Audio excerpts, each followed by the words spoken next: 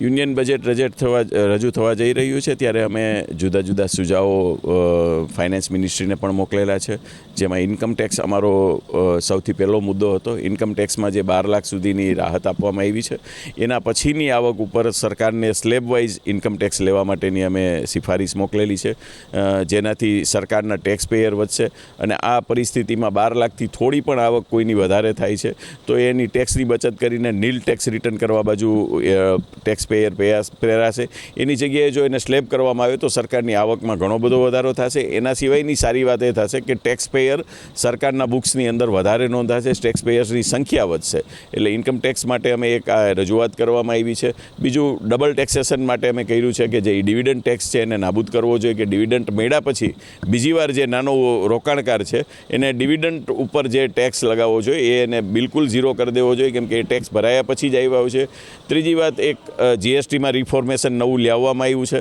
તો જીએસટી રિફોર્મેશનમાં રાજકોટની પંપ ઇન્ડસ્ટ્રીઝને એણે બાકાત કરી દીધી છે, કે જે માનનીય વડાપ્રધાન નરેન્દ્ર મોદીએ પણ કીધું છે કે અમારી એગ્રીકલ્ચર ઇન્ડસ્ટ્રીઝમાં પંપ સેટને અમે 5% અથવા 0% લીધું છે, પણ એને આજની તારીખમાં પણ 18% સ્લેબમાં છે, જેથી પંપ ઇન્ડસ્ટ્રીઝનો ગ્રોથ ઊભો રહી જાય એવો છે. અને બીજા પંપ સેટવાળા દુનિયામાં બીજા બને છે, અને બીજા જે ઇલીગલ ટેક્સ વિનાના BIS વિનાના બનાવે છે એ ટેક્સની વધે અને સરકારની એનર્જીની પણ બચત થશે.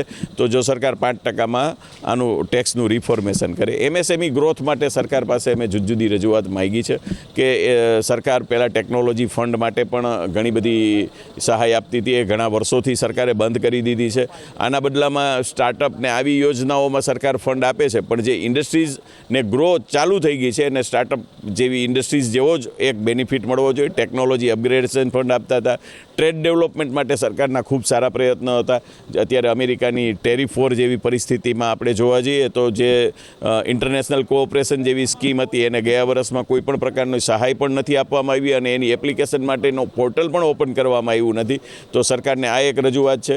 રાજકોટ એક દુનિયામાં સૌથી ફાસ્ટેસ્ટ ગ્રોઈંગ સિટી તરીકે ઓળખાય છે, જ્યારે ઇન્ટરનેશનલ એરપોર્ટની એક સરકાર દ્વારા રાજકોટને ભેટ આપવામાં આવી છે. એના લગભગ 2 વર્ષ જેવું થવા આવ્યું છે. આજની તારીખ સુધી પણ ઇન્ટરનેશનલ ફ્લાઇટ નથી ઓપરેટ થઈ શકતી.